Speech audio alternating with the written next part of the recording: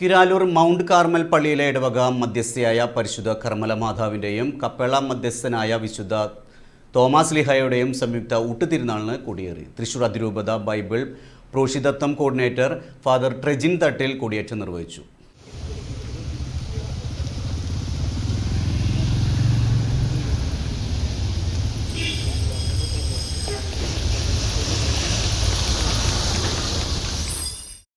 തുടർന്ന് ലതീഞ്ഞ്, നൊവേന എന്നിവ നടന്നു. പള്ളി വികാരി father doctor ദിജോ ഒലക്കെങ്കിൽ, കൈക്കാരനായ AC Eenashu, VP Sunny, Rafi Vadakkoot, OL Johnson, general convener Thomas Edakkalathur എന്നിവർ നേതൃത്വം നൽകി. ഞായറാഴ്ചയാണ് ഊട്ടുതിരുനാൾ. തിരുനാളിന്റെ ഭാഗമായി ഞായറാഴ്ച രാവിലെ കപ്പേളയിൽ ആഘോഷമായ ലതീഞ്ഞ്, നൊവേന, തുടർന്ന് തിരുസ്വരൂപങ്ങളുമായി പള്ളിയിലേക്ക് പ്രദക്ഷിണം, ആഘോഷമായ തിരുനാൾ പാട്ടുകുർബാന, നേർച്ച ഭക്ഷണം, വെഞ്ചരിപ്പ്, തിരുനാൾ ഊട്ട് എന്നിവ നടക്കും. തിരുനാൾ കുർബാനയ്ക്ക് കുറുമാൽ ഗാഗുൽത്ത ധ്യാന കേന്ദ്രം സുപ്പീരിയർ ഫാദർ ഡോക്ടർ ജോൺ പടിഞ്ഞാറേക്കര മുഖ്യ കാർമ്മികത്വം വഹിക്കും.